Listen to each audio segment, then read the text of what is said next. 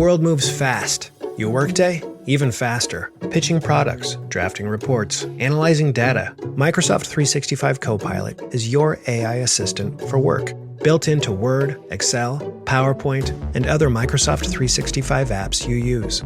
Helping you quickly write, analyze, create, and summarize. So you can cut through clutter and clear a path to your best work. Learn more at Microsoft.com/M365 Copilot. It's football season, and you can now get almost anything you need for game day delivered with Uber Eats. What do we mean by almost? Well, you can't get a running back delivered, but you can get baby back ribs delivered. A strong defense? No. A strong deodorant? Yes. A six-pack of abs? Nope. Six-pack of beer? Yes. Get almost anything for game day delivered with Uber Eats, official on-demand food delivery partner of the NFL. Order now. Alcohol 21 plus and in select cities. Product availability varies by region. See app for details. I'm Macelyn Green, and this is Travel Tales by Afar. Every week, we hear stories of life-changing travel from poets, scientists, authors, entrepreneurs, and so many more.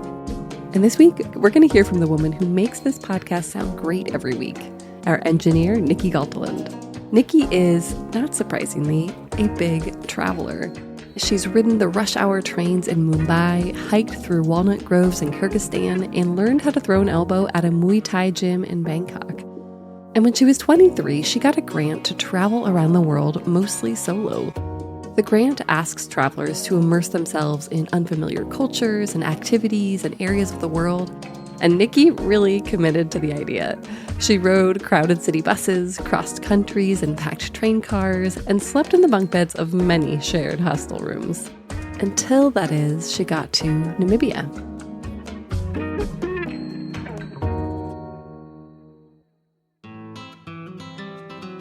One hot October morning, when I was 23 years old, I walked up to the parking lot of a Hertz rental car company in Windhoek, Namibia.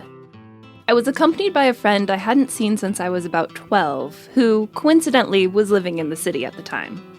She was cool as a cucumber, but as my eyes adjusted from the blinding sun to the dark, air-conditioned rental office, I couldn't stop thinking about if I looked nervous. A day before, I had been on an overnight bus. I was traveling from the world's largest waterfall across the long, skinny panhandle that juts out from Namibia's northeast corner and all the way down here to the capital city. The ride was bumpy and about 14 hours long, but I was used to it. I had been taking a lot of buses and trains and shared taxis over the previous 8 months because I was doing a solo trip around the world, and I felt like public transit was the right way to make sure that I was really immersing myself in every moment. But I can be a little introverted, and I was starting to burn out. So here, this morning in Namibia, I was brimming with excitement at the idea of renting my very own car and finally having some space to myself. I know for many of you, renting a car is the least interesting part of your trip, a mundane chore on the way to adventure. And I might have felt that way too. I mean, the rental employees were friendly and the paperwork was all in order, but as I signed at the bottom of the last page, I noticed my hands were shaking. What I knew, and I hope the company didn't, was that I couldn't actually drive the manual transmission car I had just rented. I had been anticipating this moment for months. Ever since I first read that Namibia was a great place to drive as a tourist, I was in love with the idea. I also knew coming in, this was back in 2012, that it'd be really hard to find an automatic car in Windhoek. Automatics just weren't that common in the country. I hear it's different these days, but back then, if you wanted to rent a car in Namibia, you really had to drive stick.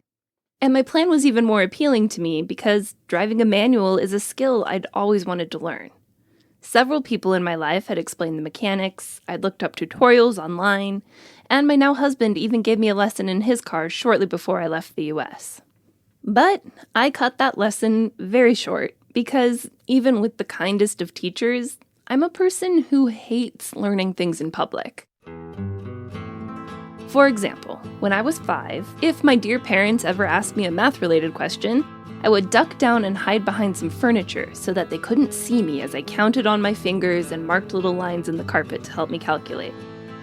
And the first time I tried a sea-doo, I went out with a friend and was utterly incapable of stopping smoothly, making turns at speed, really doing anything, until I got to take the machine out on the lake alone and everything became easy. So, the thought of trying to drive this car off the lot in front of the nice employee who had just taken my credit card had me sweating, even more than the sun beating down from the clear blue sky. Luckily, I had this friend with me. Let's call her Samantha. And she was in an entirely different predicament.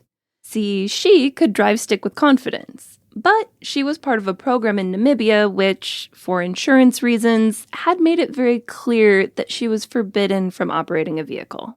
So, even though she had agreed to help me with my cockamamie heist of a car I couldn't operate, we had decided that it'd be best if we made it seem like I was going to be the one and only driver. When the attendant finally handed me the keys, I walked up to the driver's side door. But then, they said they had to double check on the spare tire in the back. And as their head disappeared under the hatch of the little silver Nissan Micra, Samantha and I seized our opportunity. Quickly and as quietly as I could, I tossed the keys to her over the hood of the car. She caught them in one hand, and we did a silent fire drill. When the clerk popped back up, Samantha was in the driver's seat. The attendant gave us a wave, and Sam drove, smooth like butter, right out to the street. Now, do I think the young Hertz employee would have cared if we just switched drivers right in front of him? Probably not. And do I think we actually tricked him by simply being two kind of similar-looking women? Looking back, I really doubt it. So, was this kind of heart-pumping caper necessary? Unlikely. But I challenge you to do something more fun the next time you rent a car. Giggling and beaming ear to ear, I looked back and watched the rental parking lot disappear behind us. Flush with victory, I settled in to my new car. After driving just a couple minutes, we pulled up to Sam's house and I got my first driving lesson. Press the clutch, shift to neutral, start the car, make sure the emergency brake is off, shift to first, press the gas slowly and steadily while simultaneously releasing the clutch. She made it all look easy, and I didn't feel ready to embarrass myself, but she kindly encouraged me and I got behind the wheel. Now, my shyness about learning in public is especially strong with driving. Getting my learner's permit in the US was agonizing. I'm lucky to have wonderful parents who are very supportive, but driving to the grocery store with my mom or dad in the front seat often felt like torture. Anyway, after a little training montage, including several tries in which I failed to start the car at all, I started getting the hang of it. The next morning, I got one final tutorial. We practiced a 3-point turn and found that I could, pretty consistently, go back and forth starting and stopping between drive and reverse. So, it was time for me to fly the nest. My plan was to drive a big loop around the country and hit 3 major areas. Etosha National Park in the north, which is a hotspot for iconic wildlife like giraffes and elephants. Then the Skeleton Coast, so named for the many shipwrecks and whale bones known to dot the shores where Namibia meets the Atlantic Ocean. And finally, all the way down to the Sosuvle Desert, where enormous red sand dunes march across the landscape, burying houses and leaving behind the black trunks of ancient trees scorched by the desert sun. Setting off on my own for the first time in ages, I delicately maneuvered my little car through the city. Traffic was light, the roads were mostly wide and well-marked, English is an official language in Namibia, so that part was simple, and driving on the left didn't even bother me. I was feeling like I had this in the bag. And then, as I approached my on-ramp, with the straight, flat, unimpeded highway beckoning, I saw a police barricade. Immediately, my mind started racing. Was my passport easily reachable from the front seat? What about my driver's license? Were they going to hassle me about the rental car paperwork? And, most importantly, if I stalled the car in front of them, would they somehow decide that I wasn't fit to drive? I slowly rolled down the little hill, stopped level with the officer standing in front, and lowered my window. He asked for my paperwork, and I handed everything over as casually as I could. But again, My mind fixated on not looking nervous, which is the most surefire way to look nervous. My shoulders were tense, the hot wind off the road was blowing dusty sand into my open car window, and sweat was dripping down my back. The officer asked me some questions, which, of course, I had to ask him to repeat because my brain wasn't really working. But after just a few moments, he said I was free to go. Which was a relief, but the real trial was still ahead. I needed to smoothly start the car, begin driving, and pick up enough speed to merge onto the highway, reaching a height of shifting through gears I had not yet ever practiced. And all with a gaggle of uniformed men watching me.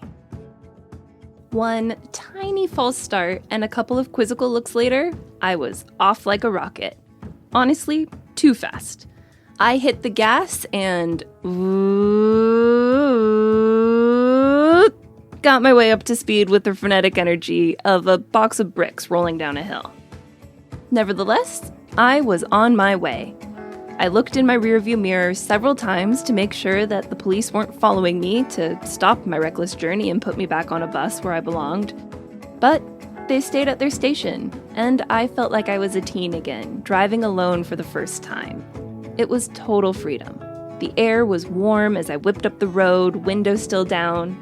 I set my eyes on the horizon and just drove. Namibia, in my naive opinion, is actually the best place in the world to learn to drive stick. For one, the highways are mostly straight and flat. There aren't many cars, and the ones that are there are pretty happy to casually pass or be passed. It's easy to see far into the distance, and the weather was beautiful. It was all bright blue skies, tan dirt and grass, and scratchy-looking trees dotting the landscape. One hazard that kept me on my toes was the idea that some wildlife might try to make a run for it across the road. There are signs every so often warning of baboons and warthog crossings, very much like the signs warning of deer on the mountain highways in Washington state where I grew up. Horrifyingly, I recently learned that there are about 1.5 million deer collisions in the US each year. I guess I don't know how many warthogs are struck in Namibia, but it must be far, far fewer. Still, I watched my speed and kept my eyes peeled. Eventually, I did see some warthogs rutting around in the tall grass near the road, and later I even spotted a small troop of baboons. But none of them got too close, and with my newfound driving prowess, it wasn't hard to slow down and even stop at the periodic pull-out areas where I eventually ate lunch at a cement picnic table in the shade of a tree. After a blissful day of alone time, I pulled up to the home of Adam, a friend of a friend of a friend, just as the sun was setting. I excitedly recounted my day, and we made plans to visit Etosha National Park together in the morning. We got up bright and early and made the relatively short drive over to the park entrance, where we bought tickets and a vehicle day pass for about $20 total. Many park visitors stay at camps or resorts near or even inside Etosha, and guided tours are absolutely available.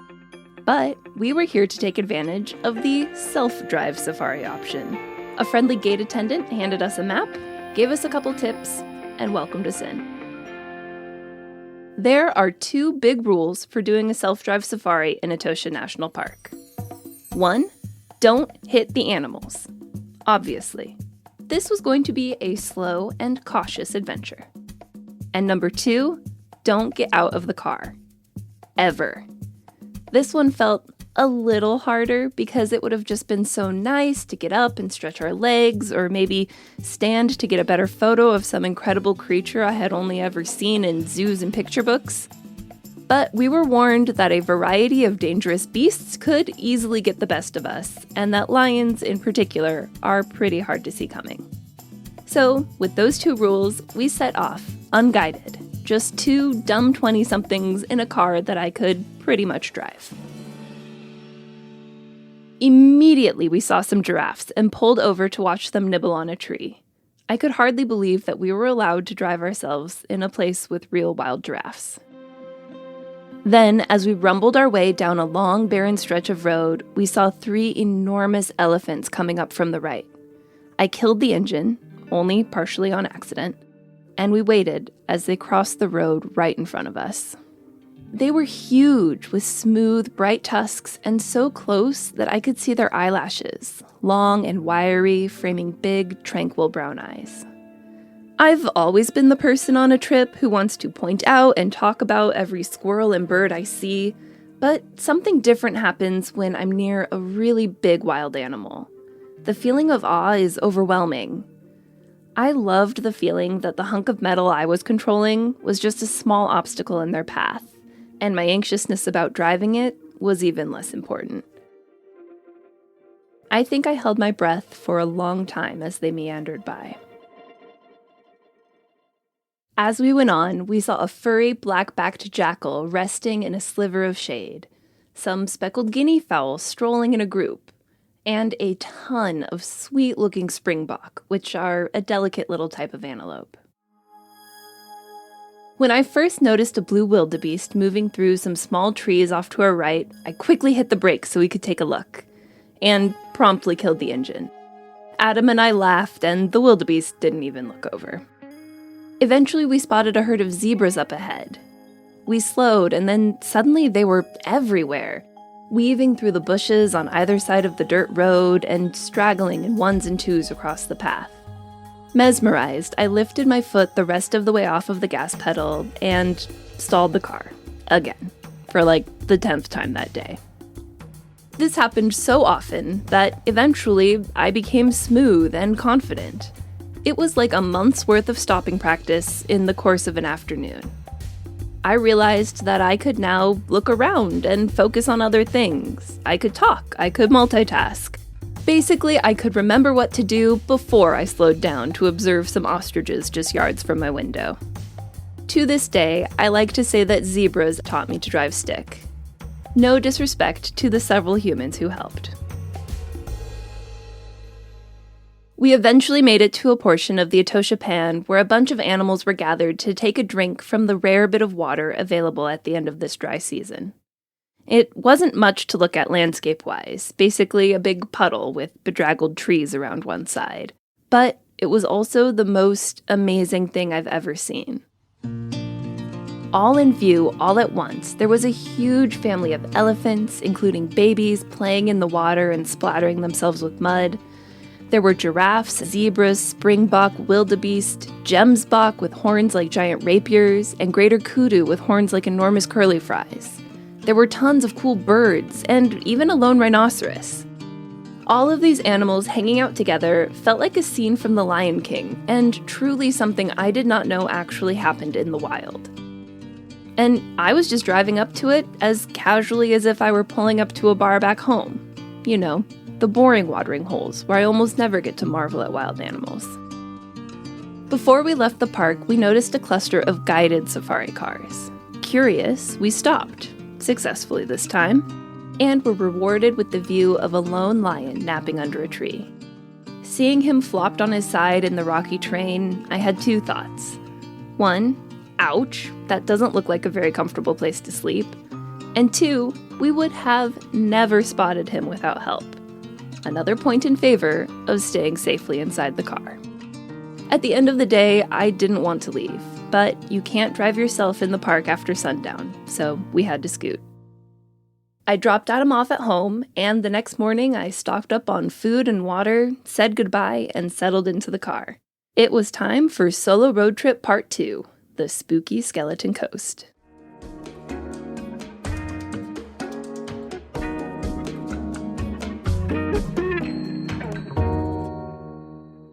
Well, the holidays have come and gone once again, but if you've forgotten to get that special someone in your life a gift, well, Mint Mobile is extending their holiday offer of half off unlimited wireless. So here's the idea. You get it now, you call it an early present for next year. What do you have to lose?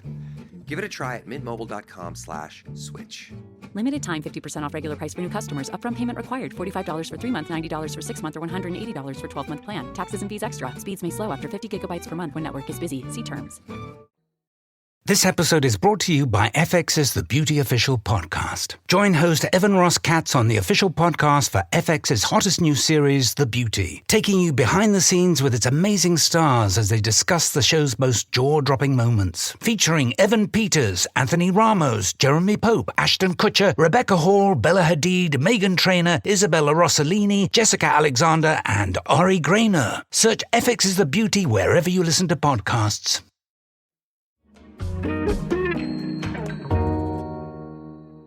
The west coast of Namibia, where the land meets the Atlantic Ocean, is desolate. The desert sand is dry, and then all of a sudden it's the beach, and there's the vast Atlantic stretching to the horizon. I was looking for solitude, and here I found it. The dark gray sky felt like it was pushing down on the gray landscape and the dark, choppy water. I entered the Skeleton Coast Park at the Ugab River Gate, aka the Gates of Hell. The large swinging barriers here were shaped like the skulls and crossbones of a Jolly Roger, and they were flanked by enormous white whale ribs. I wouldn't say it felt like hell, but it was foreboding.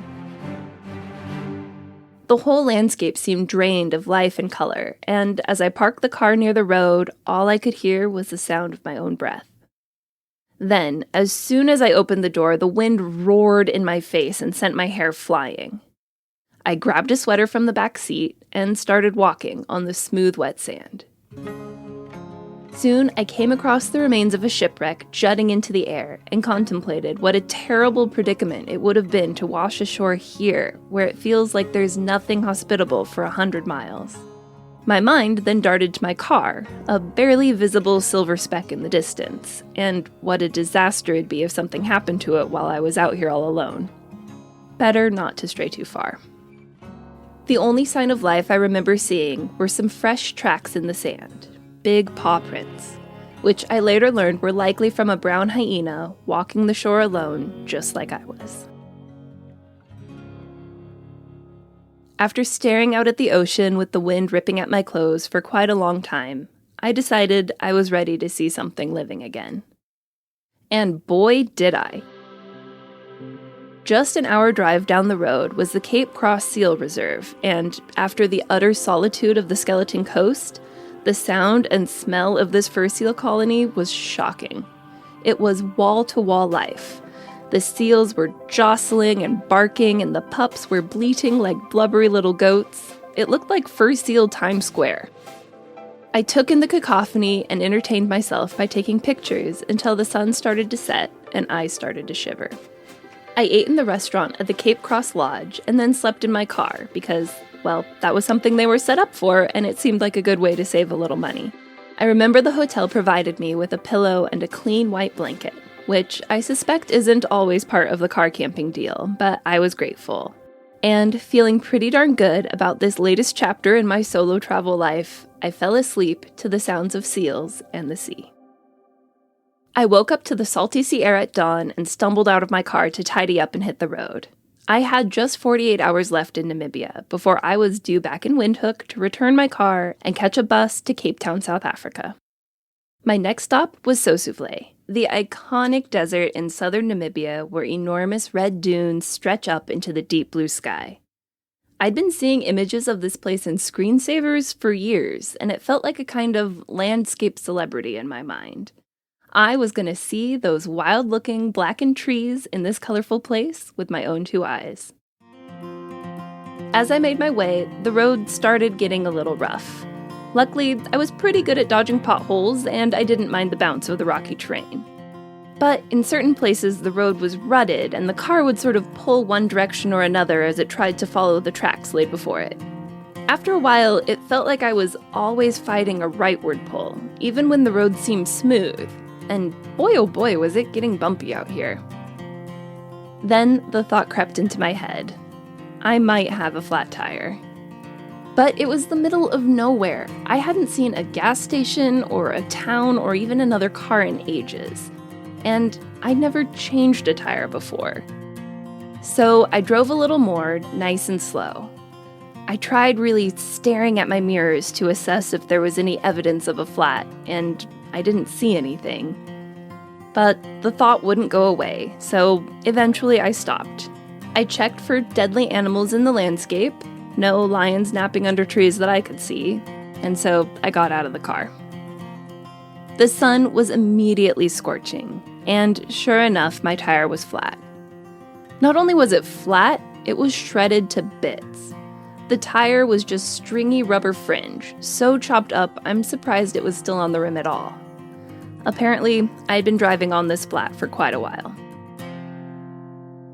I knew I had a spare and a jack, so I got those out and stared at them. Like driving, I technically knew how to do this. I'd seen people change tires before, and I guess I'd Googled it once, but suddenly all that knowledge felt flimsy and inaccessible. I flushed with embarrassment, even though there wasn't another soul around for miles.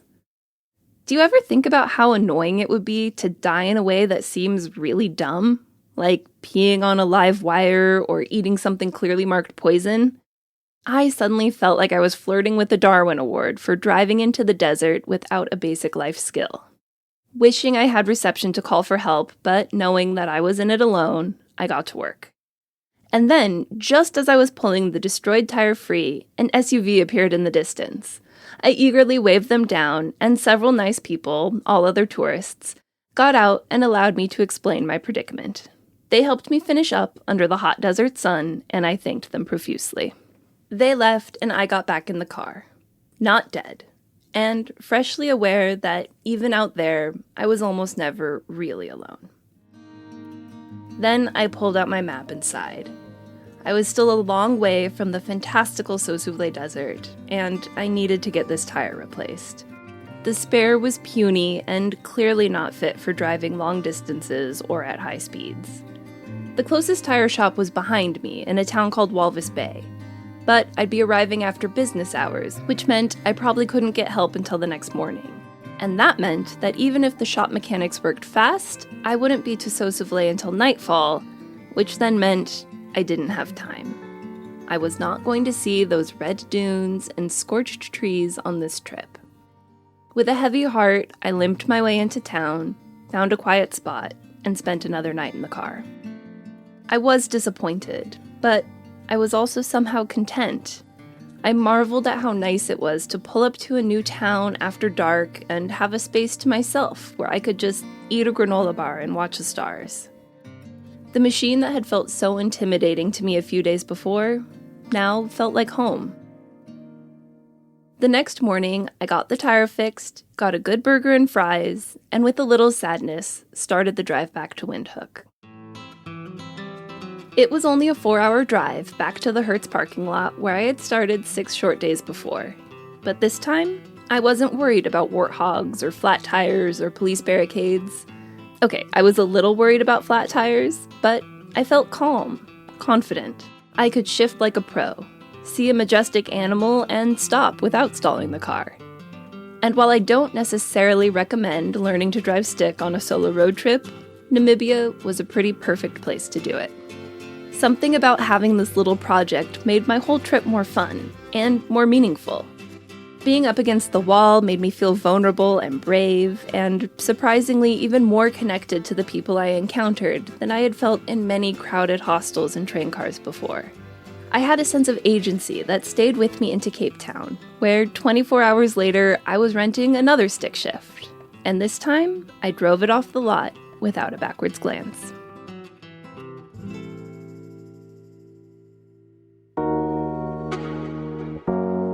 That was Nicolle Galteland.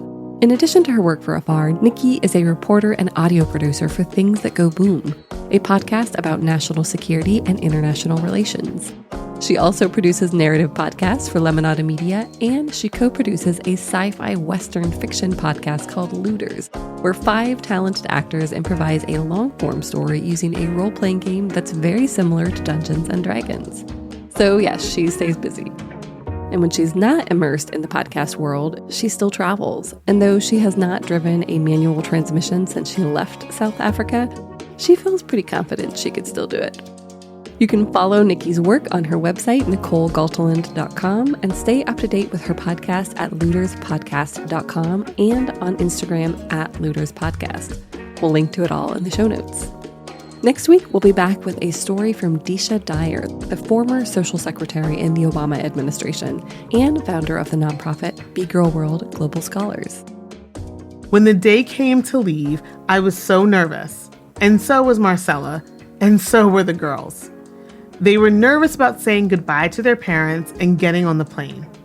While they were ready, they weren't sure what was going to happen. You know, nobody was rich. They were girls who felt like, they were from Philly. They were Black.